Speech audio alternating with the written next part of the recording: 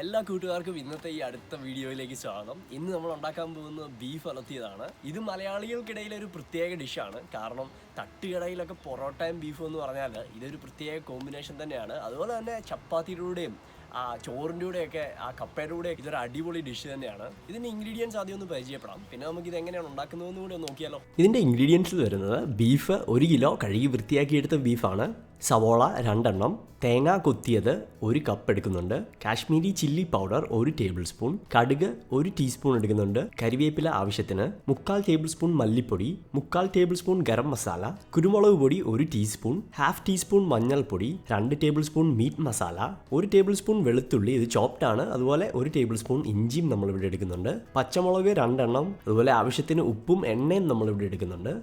ഏറ്റവും ആദ്യം പാൻ ചൂടാൻ വെക്കുക. പാൻ ചൂടായി വരുമ്പം ഒരു 5-6 ടേബിൾ സ്പൂൺ എണ്ണ നമുക്കിവിടെ ഒഴിച്ചു കൊടുക്കാം. അതിനുശേഷം കടുക് ഇട്ട് കൊടുക്കുക. കടുക് ഒന്ന് പൊട്ടി വരുമ്പോഴത്തേക്കിന് നമുക്ക് എടുത്തു വെച്ചിരിക്കുന്ന തേങ്ങാ കൊത്തും കൊണ്ട് ഇവിടെ ആഡ് ചെയ്ത് കൊടുക്കാം. നന്നായിട്ട് ഇളക്കി കൊടുക്കുക. തേങ്ങയുടെ കളറൊക്കെ ഒന്ന് മാറി ഒരു മീഡിയം ബ്രൗൺ കളറായി വരുമ്പോഴത്തേക്കിന് നമുക്ക് എടുത്തു വെച്ചിരിക്കുന്ന സവോളയും കൂടി ഇവിടെ ആഡ് ചെയ്ത് കൊടുക്കാവുന്നതാണ്. ഇനി ഇത് കുറച്ച് നേരം നന്നായിട്ടൊന്ന് ഇളക്കിയെടുക്കണം.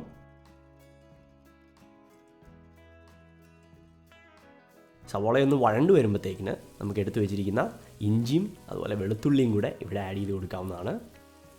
നന്നായിട്ടൊന്ന് മിക്സ് ചെയ്തെടുത്തു കഴിഞ്ഞാൽ പച്ചമുളക് ആഡ് ചെയ്യാം.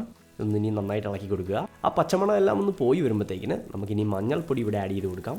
അതുപോലെ മുളക് പൊടിയും നമുക്കിവിടെ ആഡ് ചെയ്ത് കൊടുക്കാവുന്നതാണ്. ഇനി ഇത് നന്നായിട്ടൊന്ന് ഇളക്കിയെടുക്കാം. നമുക്ക് കുറച്ച് കരിവേപ്പിലയും കൂടി ഇവിടെ ആഡ് ചെയ്ത് കൊടുക്കുക. ഇനി നമുക്ക് മല്ലിപ്പൊടി ആഡ് ചെയ്ത് കൊടുക്കാം, അതുപോലെ ഗരം മസാല, അതിനുശേഷം മീറ്റ് മസാലയും കൂടി ആഡ് ചെയ്യാം.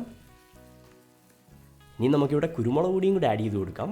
അതിനുശേഷം ഇതൊരു 2-3 മിനിറ്റ് നന്നായിട്ടൊന്ന് ഇളക്കി കൊടുക്കുക. ഇതൊന്ന് മൂത്ത് വന്നാൽ നമുക്ക് എടുത്തു വെച്ചിരിക്കുന്ന ബീഫ് ഇവിടെ ആഡ് ചെയ്ത് കൊടുക്കാവുന്നതാണ്. ഇനി ഇത് കുറച്ച് നേരം നന്നായിട്ടൊന്ന് ഇളക്കിയെടുക്കാം. ഇവിടെ നമുക്ക് നന്നായിട്ട് ബീഫ് ഒന്ന് മിക്സ് ചെയ്തെടുക്കാം. ഈ മസാലയും ബീഫുമായിട്ട് നന്നായിട്ടൊന്ന് ഇളക്കിയെടുക്കുക. അത് കഴിഞ്ഞാൽ നമുക്കിവിടെ കുറച്ച് കരിവേപ്പിലയും കൂടി ആഡ് ചെയ്ത് കൊടുക്കാം. കരിവേപ്പിലയും കൂടി ആഡ് ചെയ്ത് കഴിഞ്ഞ് പെട്ടെന്നൊന്ന് ഇളക്കിയെടുക്കുക.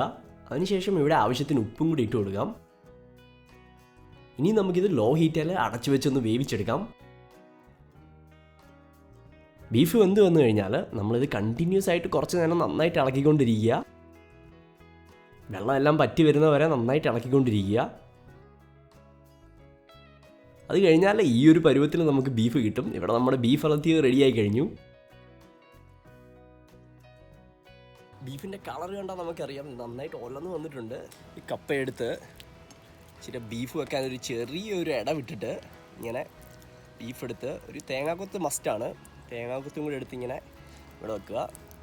എന്നിട്ട് ഈ ഒരു ബൈറ്റ് കുറച്ച് സവോളയും കൂടിയൊക്കെ അരിഞ്ഞിടുവാണെങ്കിൽ ഒരു പ്രത്യേക ടേസ്റ്റാണ്.